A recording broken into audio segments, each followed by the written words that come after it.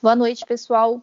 Nosso grupo é composto por mim, Sara, pela Laura, pelo Leonardo, pelo Lucas e pela Tainá. E hoje a gente vai abordar o assunto o abandono dos povos indígenas na pandemia. Durante todo o trabalho, a gente vai abordar diversos conceitos, como vocês vão perceber, porém a gente vai focar principalmente na cultura, no colonialismo, no eurocentrismo e na dominação e opressão.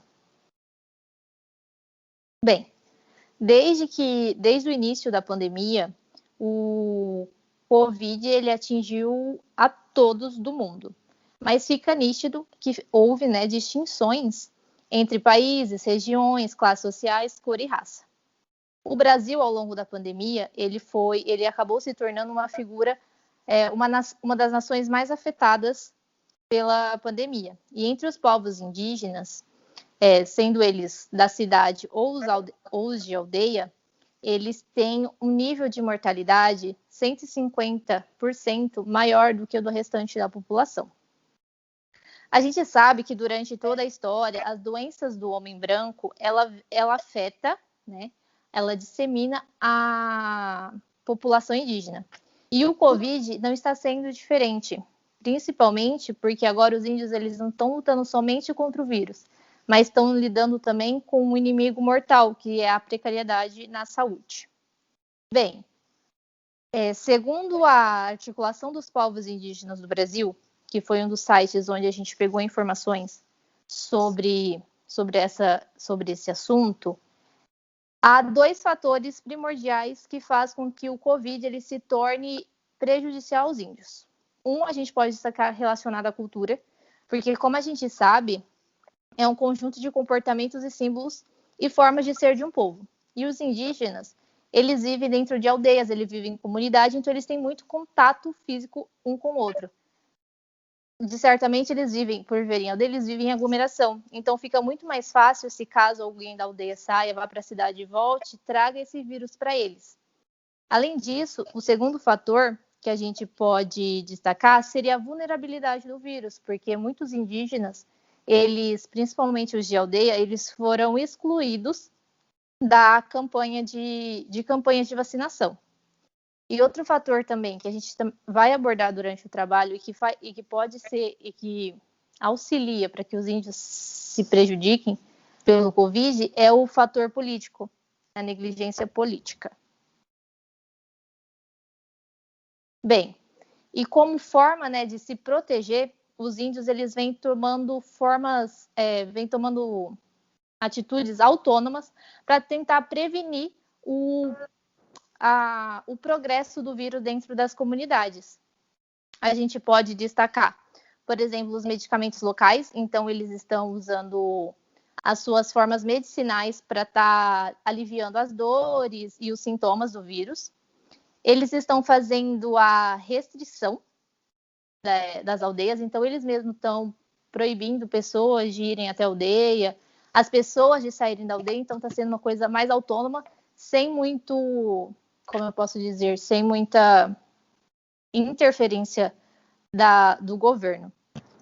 E essa precariedade na saúde, a gente vai explicar um pouco melhor agora, exemplificando fatos que acontecem com as pessoas indígenas, principalmente os de aldeia, mas a gente também vai falar um pouco sobre os da cidade. Bem, os índios da cidade, eles não têm atendimento de saúde diferenciado do restante da população. Isso porque eles são considerados não indígenas. Os que vivem na cidade eles entram na fila dos não indígenas. Então eles acabam tendo que competir, pelo atendimento com os povos brancos, sendo que os indígenas, como já foi dito, eles têm uma vulnerabilidade muito maior. Aqui a gente colocou um relato, dos próprios moradores, onde eles falam que os moradores da comunidade, eles têm vergonha de ir ao hospital, às UBSs, da cidade, porque eles dizem que ninguém lá entende a língua deles, eles sentem um certo tipo de preconceito em relação à própria cultura. Então, a gente percebe que aí, mesmo com essa, além de ter que lidar com essa fila, por exemplo, do SUS, eles não terem essa preferência, eles acabam também sofrendo certo tipo de preconceito em relação aos profissionais da saúde. Isso acaba também refletindo, isso também por causa da cultura. Não somente pela cor de pele dos índios, mas também pela cultura deles, porque eles são, devido à língua que eles falam. Então, os profissionais da saúde, eles não estão adequadamente preparados para atendê-los, e eles acabam tendo vergonha, porque eles não conseguem ter esse atendimento 100% eficaz. Eu vou falar um pouquinho dos desafios que os índios estão enfrentando agora nas aldeias, principalmente com um cenário pandêmico. Começando pelo fato de que, como a Sara já contextualizou anteriormente, por causa do contexto histórico e de como de como vem sendo tratados os índios a partir desse contexto histórico, eles acabam não tendo todos os direitos que eles deveriam, principalmente na área da saúde, né? Eles acabam sendo excluídos. Nesse momento, eles estão reivindicando uma unidade básica de saúde dentro das comunidades, para que eles não precisem se deslocar, né, e ir até as cidades, até porque aumenta o risco, e é um direito deles ter essa unidade básica de saúde nas comunidades, assim como as pessoas têm uma unidade básica de saúde dentro dos seus bairros. E segundo o Conselho Indigenista Missionário, o CIMI, já são 47 mil casos registrados de Covid entre as comunidades indígenas, né? E segundo as lideranças ouvidas pela reportagem da Amazônia Real, a pandemia ela acabou avançando rapidamente dentro dessas comunidades indígenas por causa das casas de apoio de saúde aos indígenas, que são as casais. Os índios que estavam em tratamento, né, que se deslocaram para fazer o tratamento de várias doenças nessas casais, eles acabaram voltando contaminados, né, para as aldeias, porque não teve um planejamento, né? Não houve um planejamento para que esse sistema para que esse sistema recebesse esses índios e tivesse uma prevenção, um controle, um sistema também de testes, né? E acabou acontecendo isso de eles voltarem contaminados e acabar contaminando as aldeias também, né? Acabou que foi o principal foco de contaminação deles. E hoje a gestão do SESAI, que é a Secretaria Especial da Saúde Indígena, é feita pelo Robson Silva, que é um militar. Que, segundo o coordenador da COIAB, que é o Conselho, que é a coordenação das organizações indígenas da Amazônia Brasileira, acabou fazendo uma péssima gestão, né, deixando os indígenas à mercê do plano deles mesmos, né, não criando uma base para receber esses indígenas, para tratar esses indígenas. Então, ele deixa claro que o Márcio Nicásio, que é o coordenador da COIAB, deixa claro o posicionamento dele, dizendo que esse Robson Silva, que faz a atual gestão da CESAI, não deu prioridade para a elaboração de um plano emergencial durante a pandemia, né? Já não tinha esse planejamento antes da pandemia, e quando a pandemia chegou, teve um agravamento das doenças que já tinham dentro das comunidades indígenas, né? Pode passar, Laura. E diante de tudo isso, também houve um posicionamento, diante do posicionamento do governo, houve também uma crítica em relação a esse posicionamento, inclusive da Valéria Payet, que é assessora da COIAB, né, que declarou que a pandemia chegou para escancarar essa situação precária que se encontra, inclusive a falta de estrutura do subsistema a CESAI, que nunca se organizou para dar um atendimento diferenciado para os povos indígenas. Vendo tudo isso que a Tainá falou, né, e a Sara também, sobre como que os indígenas foram tratados, né, os povos indígenas na situação de Covid, sobre o abandono que o governo deu a esses povos, a falta de auxílio e de políticas públicas, né, pode ser muito bem explicado se você for comparar, né, o Brasil na época colonial. O Brasil na época colonial, os índios não tinham voz, né, eles eram um povo maltratado, né, escravizado, as suas terras eram dominadas, né, isso porque o que houve aqui no Brasil realmente foi o quê, né, esse projeto de colonização, que é quando um povo, né, ele domina através da força ou de uma autoridade muito forte, excluindo as individualidades dessa cultura, o povo e suas crenças, né, e quando houve essa abolição da escravatura e das más práticas trabalhistas que envolviam os povos indígenas, eles não tiveram um projeto de reinserção na sociedade, e a sociedade também não teve esse projeto para conhecer e abrigar mais esses novos tipos de cultura, né? Isso porque com a colonização surgiu um outro tópico muito importante, que é o que eu vou explicar no próximo slide.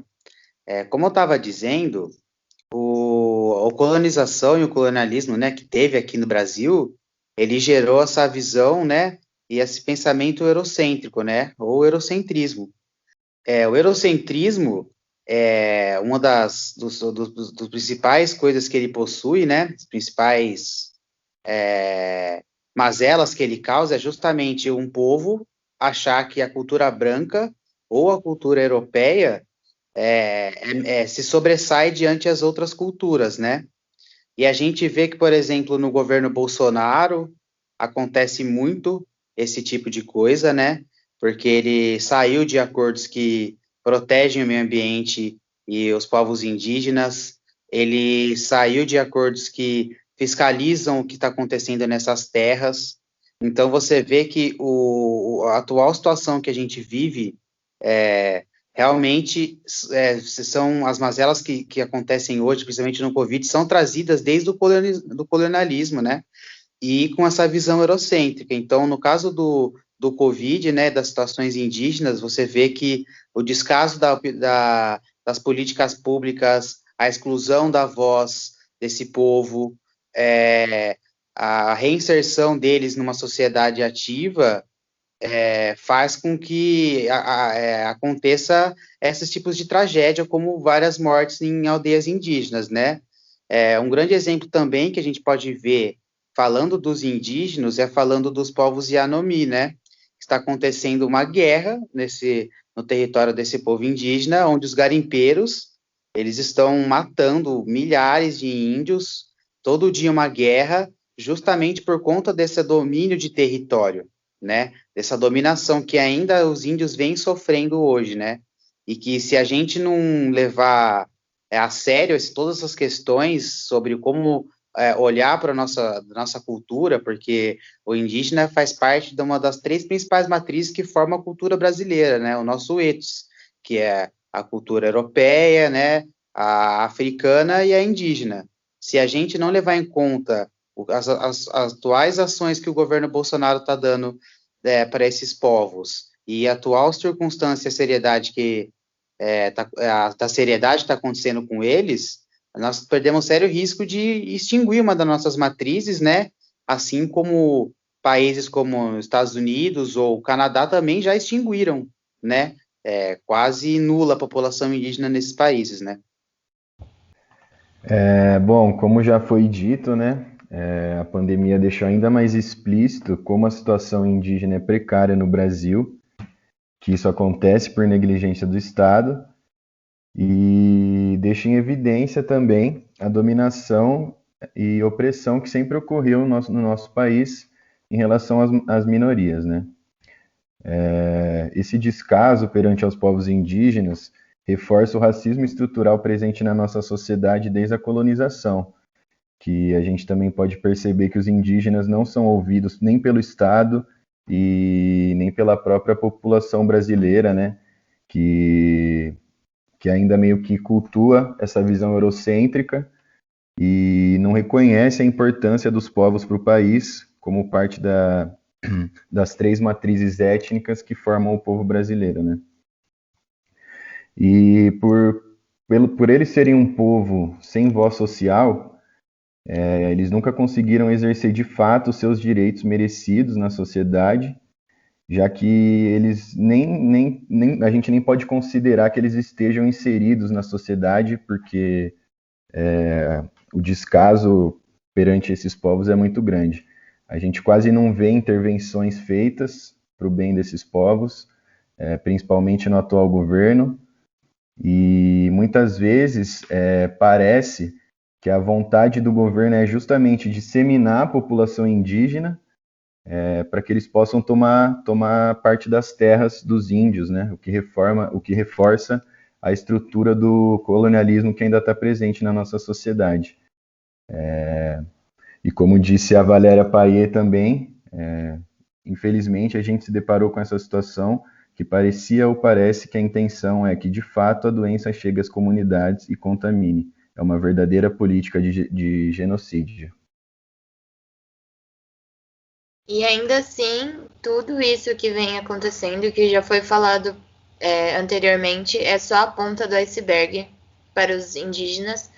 E, como foi dito, só reforça a estrutura do racismo estrutural na nossa sociedade e, principalmente, a falta de ética, tanto por parte dos políticos, que não forneceram total apoio e todos os direitos que os indígenas têm em relação a se prevenir da doença, do coronavírus, ter exames feitos, estar na fila das vacinas, e dos profissionais de saúde que deixaram eles de lado e mantiveram sua total atenção em povos de classes mais altas, brancas.